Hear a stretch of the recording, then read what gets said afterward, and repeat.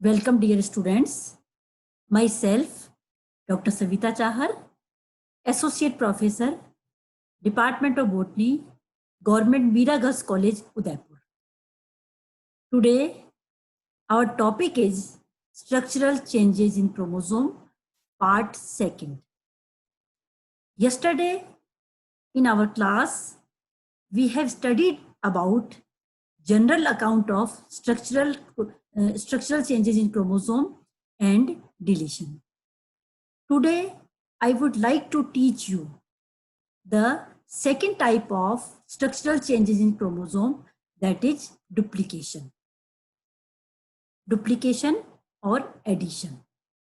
In duplication, a section of a chromosome is present twice or in excess than normal chromosome is called duplication.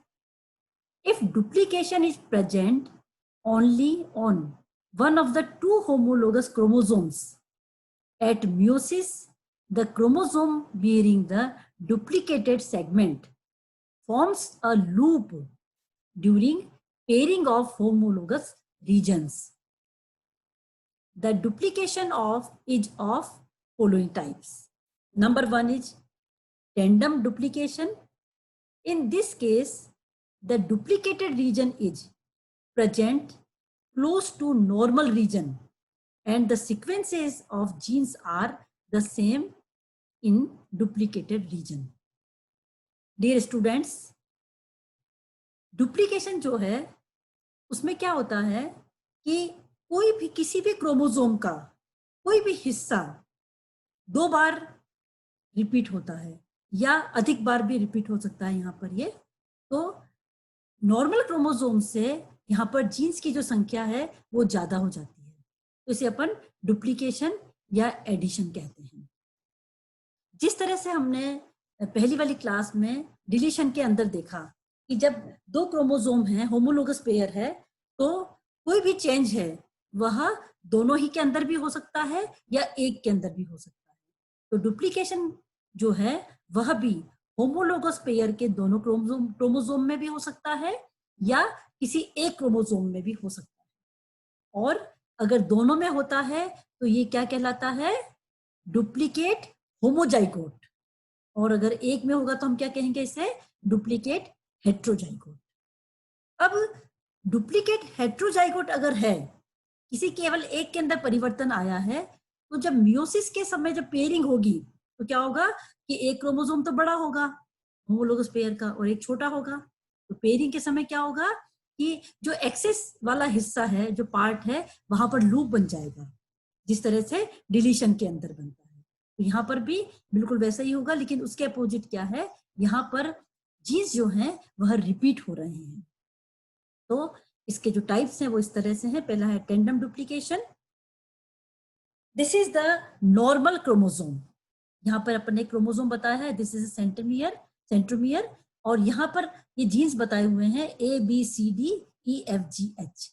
अगर homologous pair होगा तो दूसरे जो chromosome है, इसका जो पेयर वाला क्रोमोसोम है, उस पे भी ABCDEFGH यही जीन्स जो है प्रेजेंट होंगे। टेंडम डुप्लीकेशन में क्या होगा, देखिए आप यहाँ पे डायग्राम में देखिए कि BCD जीन्स जो हैं वह रिपीट हो रहे हैं, डुप्लीकेट हैं वो। लेकिन डुप्लीकेट कैसे हैं? ये इसकी जो क्रोमोसोम की दो आर्म है, तो जो जिस आर्म पर रिपीट हो रहे हैं वहीं पर ये लगे हुए हैं, सेंट्रोमियर के जहां पे ये पहले थे वहीं पर हैं, लेकिन रिपीट हो रहे हैं और सीक्वेंस भी इनका कोई चेंज नहीं हुआ है, BCD। तो it is called tandem duplication. Then the second type is reverse tandem duplication. Duplication तो हुआ है यहाँ पर, और कहां पर हुआ है? सिमिलर आर्म वो की वही है, लेकिन उनका जो क्रम है, जीन्स का सीक्वेंस जो है वह उल्टा हो गया, रिवर्स हो गया। कैसे हो गया? BCD की बजाय DCB हो गया है। इसे अपन क्या कहते हैं? Reverse tandem duplication.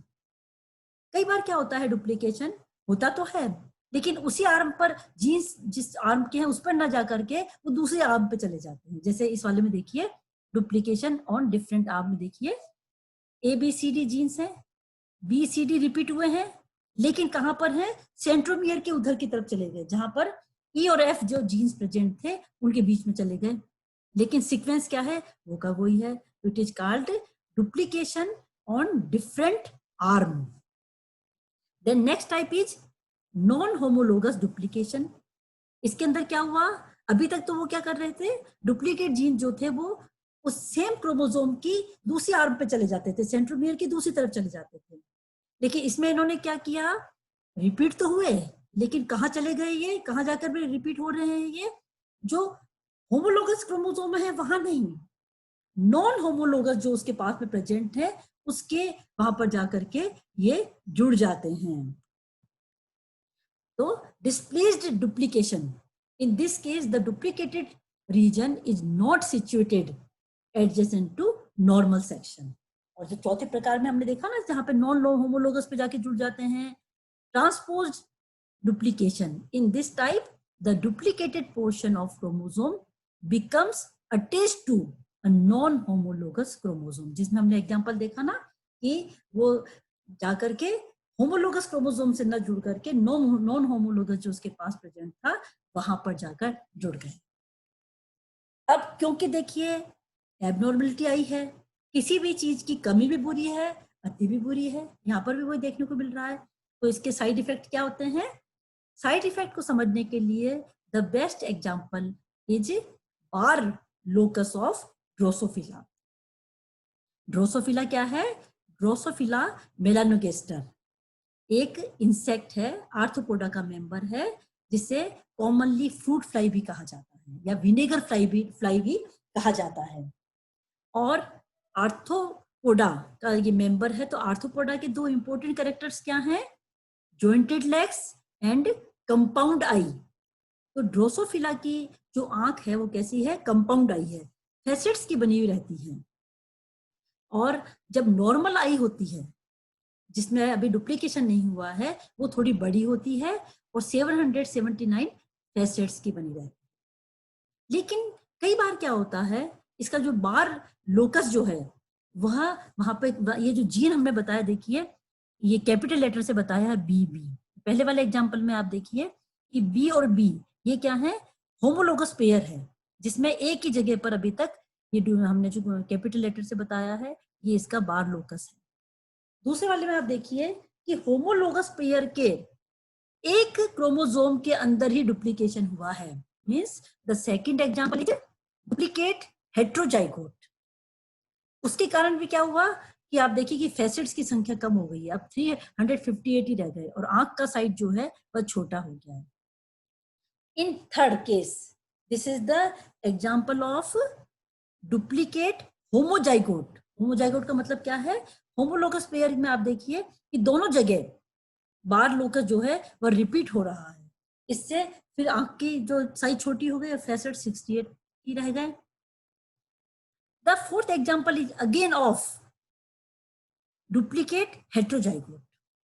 Then the fifth example is duplicate homozygote, जिसमें लास्ट में जाकर के जो फैसेट्स की संख्या है वो 25 ही रह गई है और आंख का साइज जो है वह और छोटा हो गया है।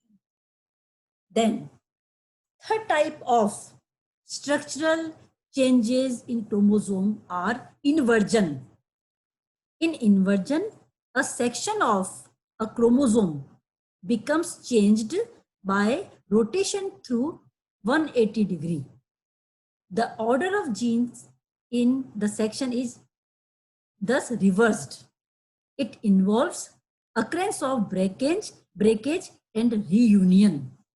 The net result of inversion is neither a gain nor a loss in the genetic material, but simply a rearrangement of the gene sequences. Organisms may be homozygous or heterozygous. Inversion में क्या होता है कि कोई भी chromosome जो है वह दो जगह से टूट गया, कई बार एक जगह से भी टूट सकता है। अब टूटने के बाद क्या हुआ कि ये 180 डिग्री पे घूम जाता है।